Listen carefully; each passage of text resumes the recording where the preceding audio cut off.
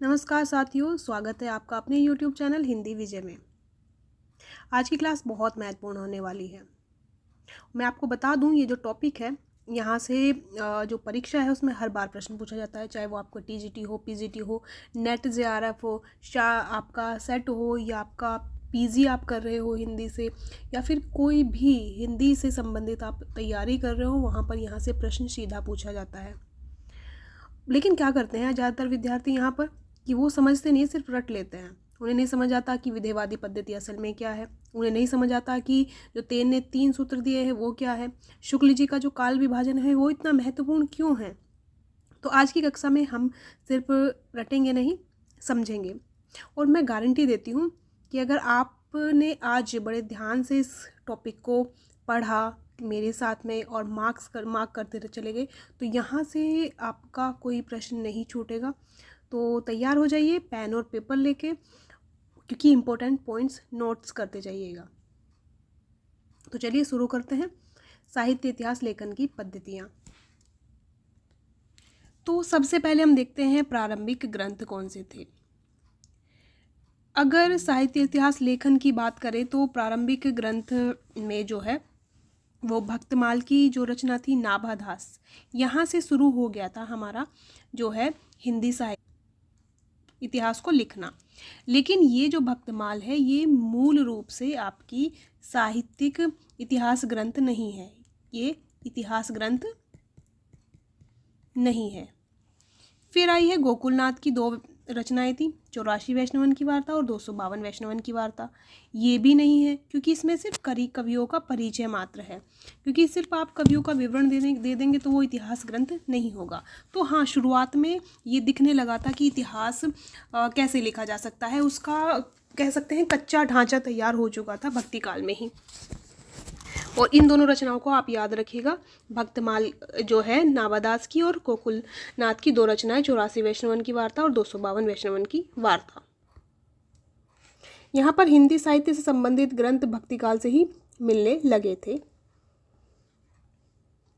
ये इतिहास ग्रंथ क्यों नहीं है ये मैंने आपको बता दिया था, क्योंकि यहाँ पर ये कवियों का या भक्तों का जीवन परिचय मात्र है, या ये परिचय मात्र होने से वो कोई इतिहास ग्रंथ नहीं बन सकता है। इसमें क्या नहीं है, क्यों ये इतिहास ग्रंथ नहीं बन सकता, ये भी यहाँ पर देख लेते हैं। क्योंकि इसमें साहित्यिक प्रवृत्तियों का विश्लेषण नहीं है, जो भी साहित्यिक प्रवृत्तियाँ होती हैं उनका विश्लेषण नहीं है, युग की विशेषताओं का अध्ययन नहीं किया गया है, साहित्य के विकास क्रम का चित्रण यहाँ पर नहीं किया गया है। क्योंकि इतिहास ग्रंथ होने के लिए जो उस समय की जो कैसा समय रहा होगा, कैसा सामाजिक परिवेश रहा होगा, कैसा राजनीतिक परिवेश रहा होगा, इन सबको चलो हम आगे देखते हैं। ये जो थे, ये दोनों जो रचनाएं थी तीनों, ये केवल कवि विवरण या भक्त चरित्र की पुस्तकें, साहित्य का इतिहास ये नहीं है। इतिहास लेखन का आरंभ पहले देख लेते हैं। तो हिंदी साहित्य के व्यवस्थित इतिहास लेखन की शुरुआत 19वीं सदी में हो गई थी। और पहले इतिहासकार कौन माने जाते हैं? गारसदा तासी, ये फ्रेंच विद्वान थे। अब आप सोचिए 19वीं सदी का समय है और वो आया भारत में। उसने देखा कि अरे यहाँ पर तो बहुत सारी जो भक्तिपरक रचनाएं हैं, बाकी रचनाएं हैं, बहुत सारा साहित्य यहाँ भरा पड़ा है, लिखित रूप में नहीं लेकिन हाँ भरा पड़ा है। तो उन्होंने क्या किया, उसको व्यवस्थित कर दिया, उन रचनाकारों को, उन रचनाओं को। तो इनको विदेश से आने वाला, कहाँ से? फ्रांस से आने वाला। और उन्होंने किस भाषा में लिखा ग्रंथ? आपका फ्रेंच भाषा में लिखा। कौन सा? इस्तवार दलालित्रेत्युर हिंदुस्तानी। तो भारत के किसी व्यक्ति ने ना करके ये फ्रेंच के विद्वान ने किया 19वीं सदी में। हिंदी साहित्य के इतिहास लेखन की परंपरा का ये पहला ग्रंथ माना जाता है। कौन सा? इस्तवार दलालित्रेत्युर हिंदुस्तानी। यह व्यवस्थित रूप देने का पहला प्रयास था। व्यवस्थित नहीं है लेकिन हाँ व्यवस्थित करने का पहला प्रयास था, और इसे कह सकते हैं हिंदी साहित्य इतिहास का पहला ग्रंथ कह सकते हैं। अब देखते हैं, ये तो हमने बता दिया कि कौन सा पहला था और कैसे कैसे परंपरा चली है, लेकिन हम साहित्य इतिहास लेखन की पद्धतियों को देख लेते हैं। मूलतः अगर देखा जाए तो साहित्य इतिहास लेखन की 4 पद्धतियाँ प्रमुख हैं, बाकी भी हैं, सामाजिक भी हैं, लेकिन ये प्रमुख है। कौन कौन सी हैं? वर्णानुक्रम पद्धति, कालानुक्रम पद्धति, वैज्ञानिक पद्धति और विधेयवादी पद्धति। ये 4 पद्धतियाँ हैं और इन्हीं को हम ध्यान में रखकर आगे की मतलब चर्चा करेंगे।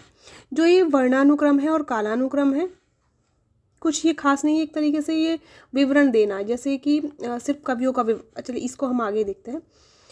ये विकास क्रम में है हर अगली, अच्छा ये जो जितनी भी ये पद्धतियाँ हैं, ये पद्धति इसमें जैसे कुछ कार्य हुआ, इससे बेस्ट इसमें हुआ, इससे बेस्ट इसमें हुआ और इससे बेस्ट इसमें हुआ, और सबसे अच्छी और सबसे महत्वपूर्ण कौन इससे मानी जाती है? आपकी विधेयवादी पद्धति मानी जाती है सबसे महत्वपूर्ण पद्धति।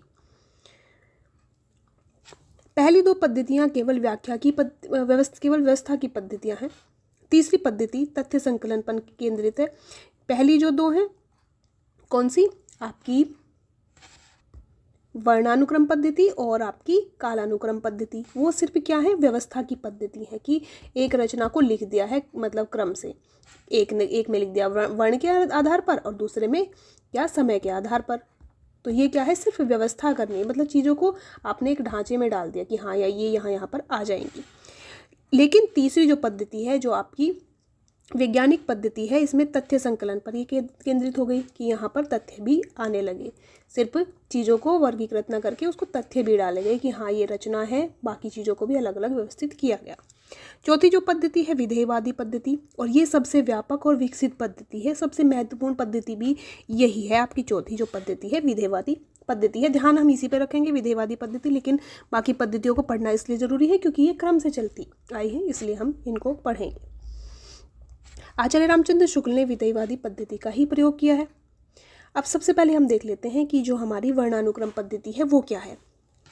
वर्णानुक्रम पद्धति का अर्थ है रचनाकारों को उनके नाम के पहले अक्षर के अनुसार क्रमबद्ध कर देना, जैसे अल्फाबेटिक, जैसे ABCD, या फिर जैसे हम लिखते हैं हिंदी में। तो यहाँ पर शब्दकोश की तरह ये होता है, जैसे डिक्शनरी आपने देखा होगा उसी की तरह ये होता है, शब्दकोश की तरह।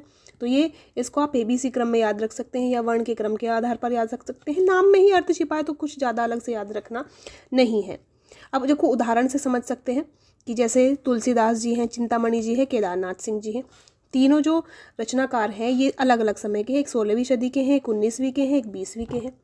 लेकिन यहाँ पर क्या कर दिया, जैसे इनका नाम केदारनाथ सिंह है तो क्योंकि क्या पहले आता है तो इनको रख दिया। चिंतामणि का नाम चै से है तो चै दूसरे नंबर पर आ गया। तुलसीदास का नाम तीसरे नंबर पर इसलिए आ गया क्योंकि ये तय से बना है। तो यहाँ पर क्या है, नाम के पहले अक्षर के अनुसार ही इनको व्यवस्थित किया जाता है, रचनाकारों को या रचनाओं को व्यवस्थित किया जाता था। वर्णानुक्रम में क्रम जैसे केदार, ये मैंने आपको बता ही दिया है। यहाँ पर समय का कोई महत्व नहीं रहा, बस रचनाओं को मतलब कवियों को सिर्फ क्रम से लिख देना, 1 2 3 नंबर ऐसे, जैसे क ख ग ऐसे तरीके से लिखते चले जाना। 20वीं सदी का कवि पहले आ गया या 16वीं सदी का अंत में, ये होना स्वाभाविक है। यहाँ पर इस पद्धति का प्रयोग किसने किया है, महत्वपूर्ण ये तथ्य है, गारसा दत्तासी शिव सिंह सेंगर ने इस पद्धति का प्रयोग किया है, क्योंकि बाकी चीज़ आपको याद रह जाएंगी और ये आपको याद करना पड़ेगा। शिव सिंह सेंगर का प्रसिद्ध ग्रंथ शिव सिंह सरोज है। ऐतिहासिक दृष्टि से ये असंगत होती है ये पद्धति, ऐतिहासिकता क्योंकि इसमें नहीं होती, क्योंकि कभी पहले के कवि बाद में, बाद के कवि पहले, कहीं पे भी कुछ भी आ सकता है।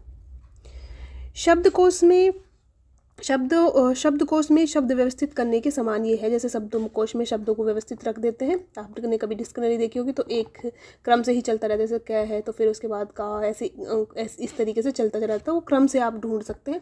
लेकिन ये क्या है, ये कोई इतिहास ग्रंथ जैसा नहीं है। आचार्य शुक्ल ने इनको क्या कहा, ये कविवृत्त संग्रह मात्र है, कि ये क्या है रचनाएं, ये जो इतिहास ग्रंथ है ये कविवृत्त संग्रह है।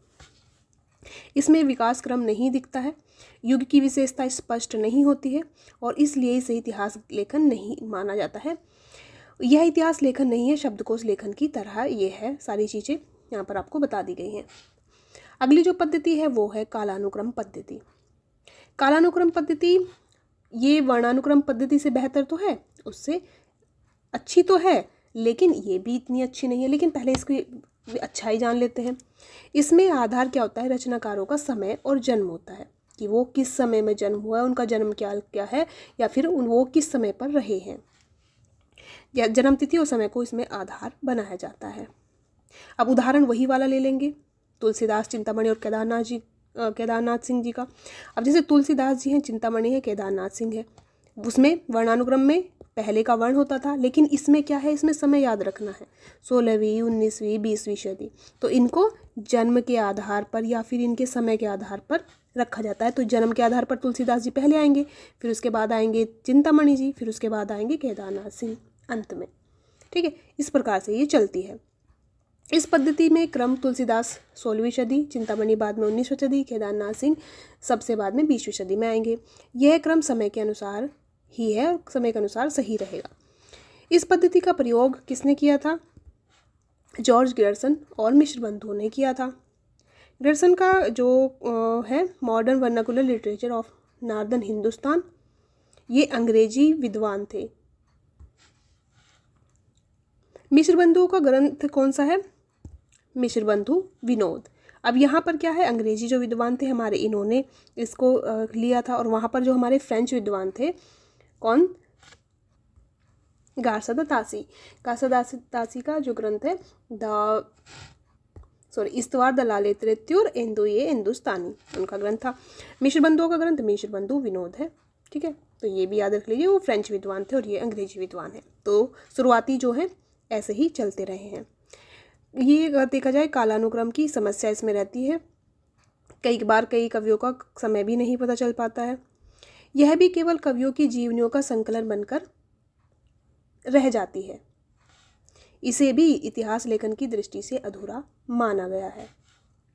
इसमें बताया जाता है कि अमुक कवि का जन्म कब, उसने क्या लिखा, मृत्यु कब हुई। ये 3 चीज़ बता दी जाती है कि जो कवि है उसका जन्म कब हुआ, उसने क्या लिखा और मृत्यु कब हुई। ये 3 चीज़ों का विवरण उसमें रहता है।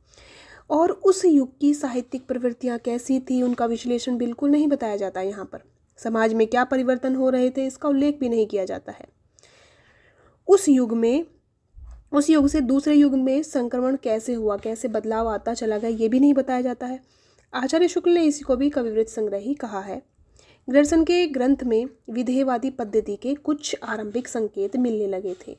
अब यहाँ पर देखो, विधेयवादी पद्धति यहाँ पर थोड़ा बहुत जो है ग्रियर्सन के ग्रंथ में दिखने लगे थे, क्योंकि उन्होंने थोड़ा बहुत विवरण दिया था। वे केवल सूची नहीं बना रहे थे, साहित्य को सामाजिक संदर्भ में भी देखने का प्रयास कर रहे थे ग्रियर्सन जी। अगली जो पद्धति है वो है वैज्ञानिक पद्धति। गणपति चंद्र गुप्त ने इसका प्रयोग किया है। वैज्ञानिक पद्धति में इतिहासकार पूर्ण निष्पक्ष और तटस्थ रहने का प्रयास करता है कि जो चीज़ जैसी है उस चीज़ को वैसे ही रख देना, उसी चीज़ों को अलग अलग व्यवस्थित कर देना। वह अपनी व्यक्तिगत राय नहीं देता है, किसी के प्रति पूर्वाग्रह नहीं रखता है कि क्या हो सकता है क्या नहीं हो सकता है, वो नहीं रखता है। बिल्कुल जो चीज़ है वैसे का वैसा उसको रख देता है। केवल तथ्यों को इकट्ठा करता है, उन्हें व्यवस्थित तरीके से प्रस्तुत करता है। जैसे विज्ञान में जो प्रयोग होते हैं उनके निष्कर्ष निकाले जाते हैं, वैसे ही यहाँ तथ्यों को आधार बनाया जाता है। वस्तुनिष्ठता इस पर यहाँ पर देखने को मिलती है। अब ये देखिए, ये पद्धति जो है आपकी, जो वर्णानुक्रम पद्धति है और जो आपकी कालानुक्रम पद्धति है, उससे थोड़ी सी ये अच्छी है, लेकिन फिर भी ये इतनी अच्छी नहीं कि चीज़ों को सिर्फ वैसे ही लिख देना भी तो इतिहास ग्रंथ नहीं हो सकता। अब उदाहरण से देख सकते हैं कैसे समझ आएगी आपको। आप ये बोल रहे हैं कि ये तो बेस्ट होगी, लेकिन यहाँ पर उदाहरण से समझ लीजिए। अब जैसे पुस्तक है कौन सी, तुलसीदास जी की रामचरितमानस। तुलसीदास जी ने 1575 में लिखी रामचरितमानस। ये सिर्फ एक तथ्य है कि इन्होंने एक रचना लिखी 1575 में रामचरितमानस। ये सिर्फ इतना तथ्य है। अगला प्रश्न है कि क्यों लिखी। दूसरा प्रश्न है उस समय समाज में क्या हो रहा था। तीसरा प्रश्न है राम की कथा उस युग में क्यों प्रासंगिक लगी। और चौथा प्रश्न है ये अगले युग को कैसे प्रभावित कर गई। यहाँ पर अगर देखा जाए तो सिर्फ यही लिखा जाता है वैज्ञानिक पद्धति में कि ये तुलसीदास जी ने 1575 में रामचरितमानस लिखी, लेकिन इन प्रश्नों के उत्तर के बिना इतिहास लेखन अधूरा रह जाता है। अगर उस समय का हमें नहीं पता चलता कि पता चलेगा कि तुलसीदास जी ने ये जो रामचरितमानस है ये क्यों लिखी, ये ना पता चले, और उस समय समाज में क्या हो रहा था, सामाजिक परिवेश कैसा था, ये भी ना हम जाने।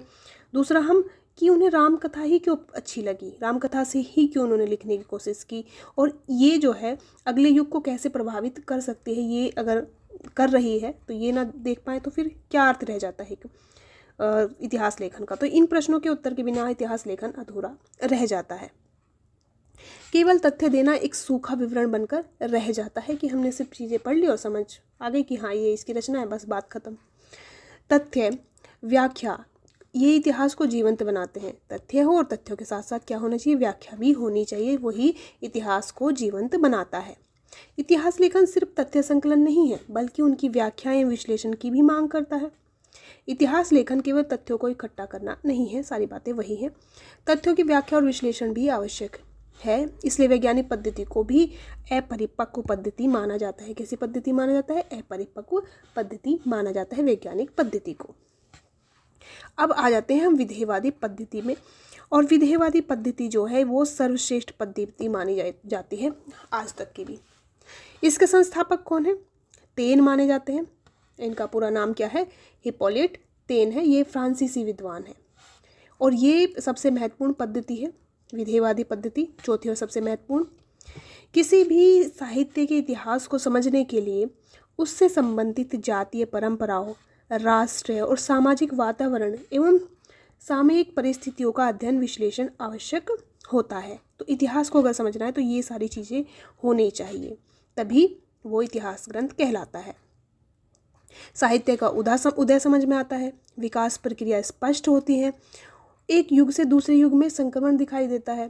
तेन ने इस पद्धति को 3 तत्वों में समझाया। कितने नहीं, 3, यहाँ लिख लीजिएगा, 3 तत्वों में या 3 शब्दों में या 3 सूत्र दिए हैं, इस तरीके से आप कैसे भी समझ सकते हैं। तो कौन कौन से हैं, तो इन्होंने बताया है जाति, वातावरण और क्षण विशेष।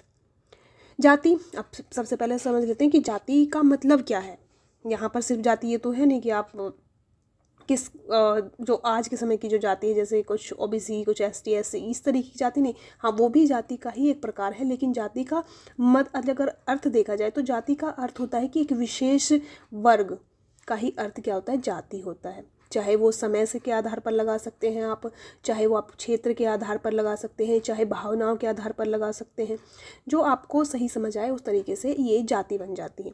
तो जाति क्या है, उस देश या समाज की जातीय परंपरा, सांस्कृतिक विरासत और संस्कार। जाति का उदाहरण अगर देखा जाए तो भारत में भक्ति की परंपरा बहुत प्राचीन है, वेदों से लेकर पुराणों तक चलती रही है। ये वेद हो, पुराण हो, उपनिषद हो, सब में क्या है, ये भक्ति की परंपरा चलती रही है। तो ये क्या है, एक विशेष वर्ग जो था, एक जो विशेष जाति थी, ये भक्ति परंपरा से जुड़ी रही है। वातावरण क्या है, राष्ट्रीय सामाजिक परिवेश, राजनीतिक स्थिति और आर्थिक परिस्थिति की कैसा, जैसे हम उदाहरण के लिए हम सिर्फ अगर भक्ति काल को ही ले तो भक्ति काल में मुगल शासन था, समाज में जाति व्यवस्था थी। जाति व्यवस्था भी, ये जाति अगर अर्थ देखा जाए तो उस वाले जाति शब्द से अलग है। ये आप हिंदी साहित्य के विद्यार्थी तो आपको पता ही होगा। तो क्या है, भक्ति में मुगल शासन था, समाज में जाति व्यवस्था थी, और ये सब चीज़ें देखने को मिला था। क्षण विशेष क्या है, उस विशेष समय की परिस्थितियों को संदर्भित करता है। क्षण विशेष का उदाहरण अगर देखें तो कबीर के समय में धार्मिक पाखंड थे, धार्मिक पाखंड आडंबर जो थे वो चरम पर था। और मीरा के समय पर भी अगर देख सकते हैं तो मीरा के समय पर स्त्रियों पर पाबंदी ज़्यादा थी। तुलसीदास जी पर अलग प्रकार से जो प्रभाव पड़ा है, सूरदास जी का अलग प्रभाव पड़ा है। तो ये है उस समय का क्षण विशेष कि उन्होंने, समय तो लगभग सभी का समान ही है, भक्ति काल के अंतर्गत आते हैं, लेकिन उस समय उन पर क्या प्रभाव पड़ा वो चीज़ देखने को मिलती है कि उनके आसपास का परिवेश कैसा रहा हो और उनका उन पर प्रभाव कैसे पड़ा। ठीक है, तो ये सारी चीज़ें ऐसे कनेक्टेड होती चली जाती है। विधेयवादी पद्धति का मूल संदर्भ साहित्य को केवल रचनाओं के संग्रह के रूप में नहीं देखना चाहिए, उसके संपूर्ण सामाजिक सांस्कृतिक संदर्भ में देखना चाहिए। किसी साहित्य को समझने के लिए 3 स्तर होते हैं, जातीय परंपरा, सामाजिक वातावरण और तत्कालीन परिस्थितियाँ। यही है आपका जाति, वातावरण और क्षण विशेष। पहला, उस समय की जातीय परंपराएं क्या रही हैं, ये हमें जानना होगा। दूसरा क्या है, उस समय की राजनीतिक सामाजिक वातावरण कैसा था, ये जानना होगा। और उस विशेष क्षण में क्या घटित हो रहा था, ये हम जानेंगे, ये हम बताएंगे, तभी हमारा जो ग्रंथ है वो इतिहास ग्रंथ कहलाएगा, साहित्य इतिहास ग्रंथ कहलाएगा। इन तीनों को मिलाकर देखें तो भक्ति काल का उदय एकदम स्वाभाविक लगता है। अगर इन तीनों चीज़ों को हम जो देखें, इन तीनों चीज़ों को हम विश्लेषण करें तो हमें समझ आएगा कि जो भक्ति काल का उदय है वो स्वाभाविक था। इसे सुव्यवस्थित सिद्धांत के रूप में स्थापित फ्रांस के विद्वान तेन ने किया था। और इसको सुव्यवस्थित किसने किया था? तेन ने किया था। फ्रांस के विद्वान थे। तेन का नाम जरूर याद रख लीजिएगा। तेन का पूरा नाम आपको बता दिया, हिप्पोलिट तेन था।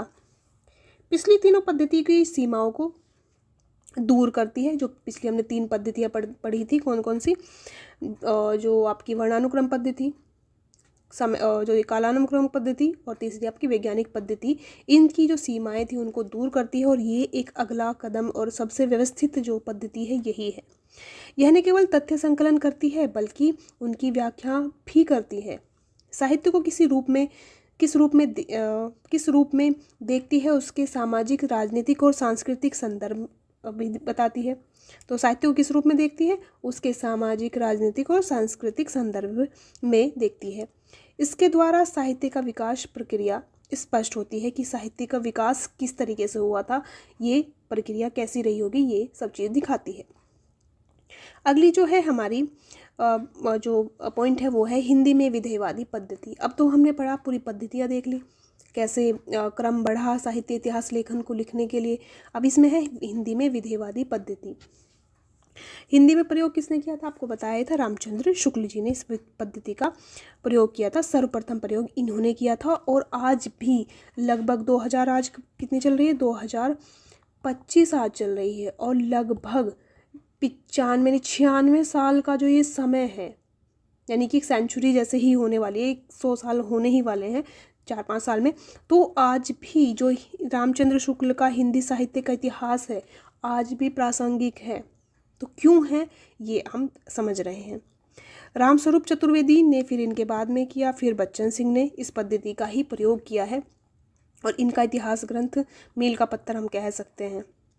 शुक्ल जी का कथन देख लेते हैं कि प्रत्येक देश का साहित्य वहाँ की जनता की चित्तवृत्तियों का संचित प्रतिबिंब होता है। और ये कथन सबसे महत्वपूर्ण है, इम्पोर्टेंट है, इसको याद रख लीजिएगा। शुक्ल जी के बहुत सारे कथन हैं। शुक्ल जी अगर देखा जाए तो इनका हिंदी साहित्य के इतिहास से कह लीजिए, या कविता क्या है, या कोई भी ऐसी इनकी ग्रंथ है, उनसे प्रश्न सीधा सीधा पूछा जाता है। तो ये तो प्रश्न मुझे नहीं लगता कि किसी परीक्षा में छूटा हो। ये प्रश्न पूछा ही जाता है कि ये कथन किसका है। तो यहाँ पर इनका एक कथन है कि प्रत्येक देश का साहित्य वहाँ की जनता की चित्तवृत्तियों का संचित प्रतिबिंब होता है। और यहाँ पर ये अगर क्या दिखाना चाह रहे हैं कि मतलब जो विधेयवादी पद्धति की ही तरफ इसे इशारा कर रहे हैं कि जो साहित्य है वहाँ की जो जनता के जो मन में जो चीज़ें होती हैं, उन्हीं जो मनोभाव है, भाव है, भावनाएं हैं, परंपराएं हैं, उन्हीं का ही प्रतिबिंब जो है, जो संचित प्रतिबिंब है, वही साहित्य कहलाता है। हिंदी में विधेयवादी पद्धति का सर्वप्रथम प्रयोग शुक्ल जी ने किया था। शुक्ल जी के ग्रंथ का नाम हिंदी साहित्य का इतिहास है। 1929 में यह प्रकाशित हुआ था। और इसके बाद रामस्वरूप चतुर्वेदी ने इस पद्धति को आगे बढ़ाया। फिर बच्चन सिंह जैसे प्रख्यात विद्वानों ने इसे विकसित किया। और ये सभी विद्वान साहित्य को सामाजिक संदर्भ में देखते हैं। रामस्वरूप चतुर्वेदी जी का भी कथन देख लेते हैं। कवि का काम यदि दुनिया में ईश्वर के कामों को न्यायोचित ठहराना है तो साहित्य के इतिहासकार का काम है कवि के कामों को साहित्य इतिहास की विकास प्रक्रिया में न्यायोचित दिखा सकना। ये कथन जो है रामस्वरूप चतुर्वेदी का, ये भी बहुत महत्वपूर्ण है। और ये जो है रामस्वरूप चतुर्वेदी जी, ये जो है शुक्ल जी की ही परंपरा पर, शुक्ल जी की ही परिपाटी पर चले हैं, शुक्ल जी का ही अनुसरण करते हुए चले हैं। शुक्ल जी ने विधेयवादी पद्धति को आगे बढ़ाने वाले ये प्रमुख विद्वान हैं। हिंदी साहित्य और संवेदना का विकास इनका इतिहास ग्रंथ है। और शुक्ल जी की पुस्तक जो है हिंदी साहित्य का इतिहास, इसी को आधार बनाकर इन्होंने उसकी रचना की है। अब देख लेते हैं इतिहास दर्शन। इतिहास दर्शन, अगर इसके जनक के बारे में बात करें तो विवाद है, लेकिन वोल्टेयर है इनको इसका वोल्टेयर जी को इसका जनक स्वीकार कर लिया जाता है सामान्य रूप से। क्लिंगवुड ने भी कहा है कि वोल्टेयर, प्रोफेसर वॉल्स ने विको को माना है, लेकिन सामान्य रूप से वोल्टेयर को ही माना जाता है कि ये इतिहास दर्शन के जनक माने जाते हैं। प्रमुख विचारक वोल्टेयर आए गए हैं। इन्होंने क्या बोला है? इतिहास के चिंतन की विधि इन्होंने बताई है। क्लिंगवुड ने इतिहास और इतिहासकार का तालमेल बताया है। हीगल ने बताया है कार्य कारण प्रक्रिया या द्वंद्वात्मक आदर्शवाद हीगल ने बताया है। वॉल्श ने बताया है परिकल्पनात्मक दर्शन के संस्थापक। वॉल्श क्या है? परिकल्पनात्मक दर्शन के संस्थापक ये हैं। अब देखते हैं साहित्य इतिहास दर्शन की जड़ें। साहित्य इतिहास दर्शन की जड़ें इतिहास दर्शन में है।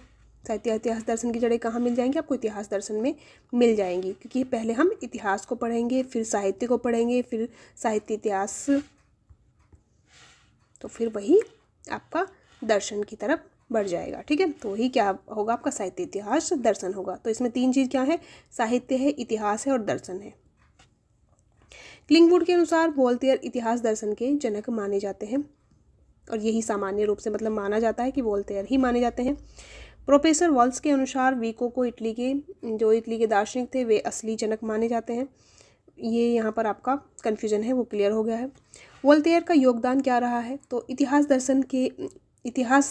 दर्शन इतिहास के चिंतन की विधि है। इतिहास दर्शन क्या है? इतिहास के चिंतन की विधि है। वोल्टेयर के अनुसार देख सकते हैं कि इतिहासकार घटनाओं को दोहराने की बजाय अपने विषय में चिंतन करता है। क्या करता है? इतिहासकार घटनाओं को दोहराता नहीं है, बजाय अपने क्या करता है? उसे अपने विषय में चिंतन करता है। क्लिंगवुड के अनुसार इतिहास का दर्शन इतिहास और इतिहासकार के विचार की पारस्परिक तालमेल है। यही आपने देखा था कि क्या होना चाहिए? इतिहास होता है, इतिहासकार होता है, और उनका तालमेल यहाँ पर दिखाया जाता है।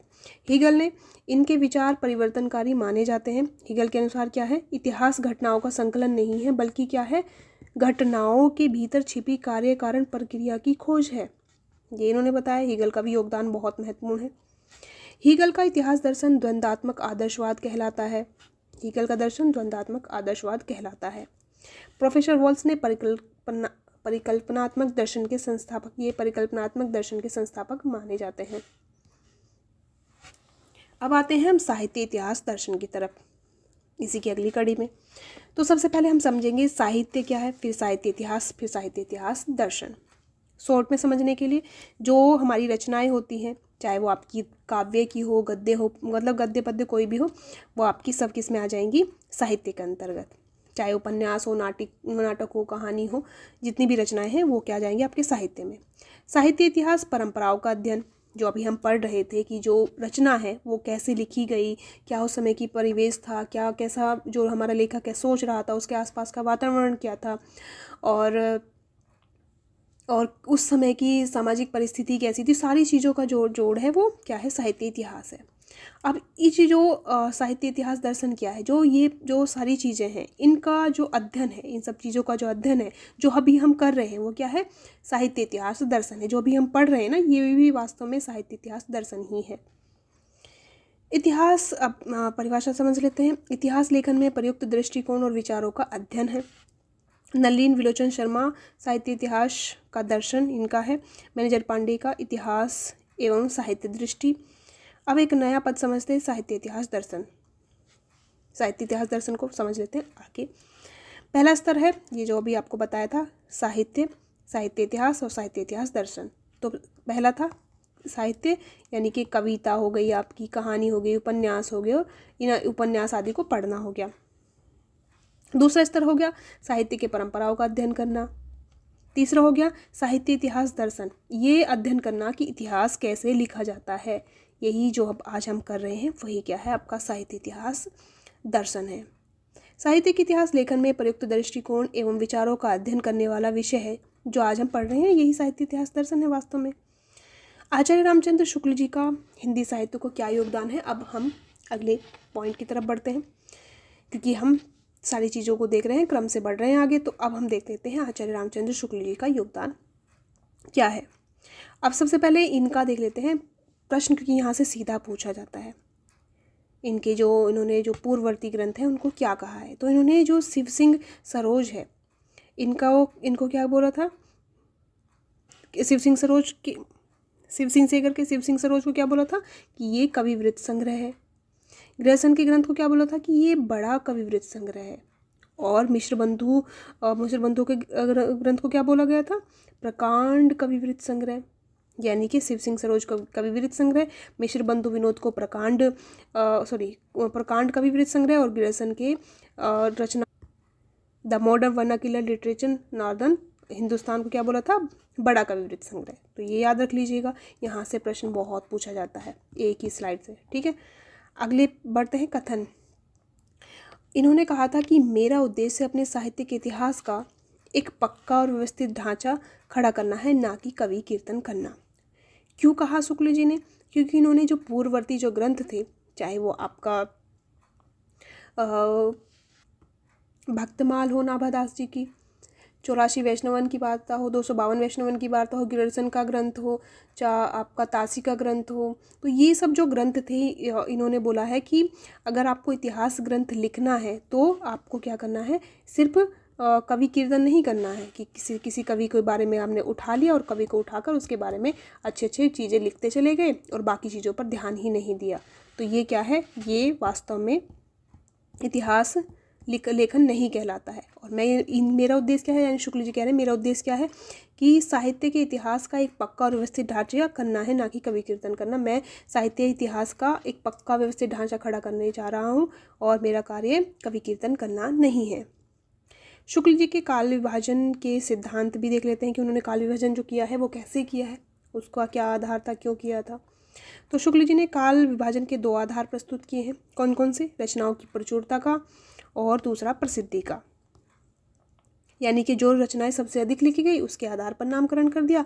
दूसरा जो प्रसिद्धि थी, यानी कि उस समय की जो रचना, जैसे तुलसीदास की रचना प्रसिद्ध थी और रामचरितमानस, सूरदास जी की रचना प्रसिद्ध थी। तो इस तरीके से जो रचना प्रसिद्धि है, प्रसिद्धि के आधार पर, दूसरा जो है रचना कौन सी प्रकार की रचना सबसे ज़्यादा लिखी गई थी उसके आधार पर इन्होंने काल विभाजन किया है। और इस संबंध में इनका कथन है कि किसी काल विस्तार को लेकर यूं ही पूर्व उत्तर नाम देकर 2 हिस्से कर डालना ऐतिहासिक विभाग नहीं कहला सकता। इन्होंने पूर्ववर्ती जो इतिहासकार हैं उनके से संबंधित ये लिखा है कि सिर्फ उन्होंने उत्तर मध्य लिख दिया था ना, उस तरीके से। अब इनका विभाजन देख लेते हैं, इन्होंने काल विभाजन कैसे किया है। 4 भागों में बांटा है, आपको पता ही है, नहीं पता है तो जान लीजिए। तो इन्होंने 2 रूप में दिया है, जैसे आदिकाल को इन्होंने वीरगाथा काल भी कहा है, पूर्व मध्यकाल को इन्होंने भक्ति काल कहा है और उत्तर मध्यकाल रीतिकाल कहा है और आधुनिक काल को गद्य काल कहा है। अब यहाँ पर याद रखने वाला महत्वपूर्ण अगर देखना है तो आपको ये याद रखना है, वीरगाथा काल, भक्ति काल, रीतिकाल और आधुनिक काल। तो आदिकाल का समय अगर संवत में देखा जाए तो 1050 से 1375, वहीं ये ईस्वी में आकर 993 से 1318 ईस्वी हो जाता है, क्योंकि आपको पता है जो हमारा विक्रमी संवत है, जो संवत है वो 57 साल बड़ा है, या बड़ा कह सकते हैं या आगे है। तो इसमें क्या थी, काल विभाजन का आधार क्या था कि उस समय पर वीर रस प्रधान रचनाएं थी, युद्धों का वर्णन था, राजाश्रय चल रहा था, तो इसी कारण मैंने क्या नाम दिया, इसको वीरगाथा काल नाम दिया। पूर्व मध्य काल, जिसको इन्होंने भक्ति काल कहा, इसका समय है 1375 से 1700 और आप इसी में देख सकते हैं 1318 से 1643 ईस्वी। और इसमें क्या था, निर्गुण सगुण, ये भक्ति भावना और इन सब की समन्वय इन्होंने देखा यहाँ पर था, इसलिए इन्होंने इस काल को क्या नाम दिया, भक्ति काल। और आधार आपको पता ही है, प्रसिद्धि के आधार पर और दूसरा अधिकता के आधार पर। तीसरा है रीतिकाल, उत्तर मध्यकाल जिसको है, तो इसका समय क्या है 1700 से 1900 ईस्वी। और इसी में आप निकाल सकते हैं 57 प्लस कर दीजिए, आपको ऐसे याद रह जाएगा। 1643 से 1843 तक श्रृंगार रस, रीति ग्रंथ, दरबारी काव्य इस समय पर लिखे जा रहे थे, इसीलिए इन्होंने इस समय को रीतिकाल नाम दिया है। आधुनिक काल, जिसको गद्य काल कहा जाता है, इसका समय 1900 से 1984 था। गद्य विधाओं का विकास था, नवजागरण यहाँ पर देखने को मिल रहा था। अब यहाँ पर शुक्ल जी के अन्य महत्वपूर्ण कथन भी देख लेते हैं। तो यहाँ पर है, इतिहास की पुस्तकें में किसी कवि की पूरी या अधूरी आलोचना भी नहीं हो सकती। अगर इतिहास की कोई पुस्तक है तो उसमें अगर आप आलोचना ढूंढ रहे हैं तो किसी भी पुस्तक में किसी एक कवि की पूरी या अधूरी आलोचना भी नहीं हो सकती इतिहास की पुस्तक में। तो मैं जो लिख रहा हूँ वो इतिहास समझ कर लिख रहा हूँ, ना कि किसी की आलोचना कर रहा हूँ। अब एक और इन्होंने बात बोली थी कि वर्तमान लेखकों और कवियों के संबंध में कुछ लिखना अपने सिर एक भला मोल लेना ही समझ पड़ता है। कि अगर मैं किसी कवि के बारे में आज के मतलब उस समय जब ये थे तो उस समय अपने वर्तमान समकालीन कवियों के बारे में अगर कुछ लिखते तो बोल रहे हैं कि मैं कुछ भी लिखूंगा, अगर मैंने पक्ष में लिखा तो मैं फंस गया, अगर विपक्ष में लिखा तो मैं फंस गया। क्यों? अगर पक्ष में लिखा तो जो और कवि है, जो और रचनाकार है, वो बोलेंगे कि अच्छा इनके बारे में तो आपने अच्छा अच्छा लिखा, हमारे बारे में तो नहीं लिखा। अगर विपक्ष में लिखते हैं तो भी आप परेशान रहते हैं कि आप ने हमारे विपक्ष में क्यों लिखा। तो यही चीज़ है इन्होंने यहाँ पर बोला। ये उनकी क्या हर किसी की समस्या हो सकती है। रीति काल के कवियों के परिचयात्मक विवरण मैंने प्राय मिश्र बंधु विनोद से ली। अच्छा देखो, इन्होंने ये भी नहीं है कि उन्होंने जैसे किसी रचना मतलब किसी ग्रंथ से कुछ उठाया, तो यहाँ पर इन्होंने जो कवियों के परिचयात्मक विवरण इन्होंने मिश्र बंधु विनोद से लिया, तो इन्होंने ये स्वीकार किया, बताया कि मैंने यहाँ से ये प्रयोग किया है और यहाँ से मैंने उठाया, तो ये भी इन्होंने बताया है। तो इनकी एक सच्चाई देख सकते हैं इस बारे में। अच्छा, आज की क्लास की अगर देखा जाए तो मुख्य हाइलाइट्स कह सकते हैं। तो 4 पद्धतियाँ हमने देखी। क्लास इतनी ही है, बस ये आपको रिवीजन कर सकते, क्विक रिवीजन जैसे। तो 4 पद्धतियाँ हैं, वर्णानुक्रम, कालानुक्रम, वैज्ञानिक और विधेयवादी। विधेयवादी सबसे अच्छी है, इसको याद रखिएगा। तेन के 3 सूत्र थे, याद ही रखिएगा, जाति, वातावरण और क्षण विशेष। शुक्ल जी ने विधेयवादी पद्धति का प्रथम प्रयोग किया था। 4 काल बांटे हैं शुक्ल जी ने, आदिकाल, भक्तिकाल, रीतिकाल और आधुनिक काल। और इनका जो कथन है वो याद रख लीजिएगा, चित्तवृत्तियों का संचित प्रतिबिंब वाला। तो आज के लिए इतना ही। और आज कैसी लगी आपको क्लास ये ज़रूर बताइएगा। और आगे आने वाले हैं इसके प्रश्न उत्तर इसी से ही, जैसे आप इसको पढ़ेंगे तो इसके जो प्रश्न उत्तर होंगे वो आपको सरल लगेंगे और आप प्रश्नों को सॉल्व करेंगे तो आपको समझ आएगी कि प्रश्न कैसे उठ सकता है। अब यहाँ आपको कैसा लगा तो बताइएगा ज़रूर। आज के लिए इतना ही, मिलते हैं, धन्यवाद।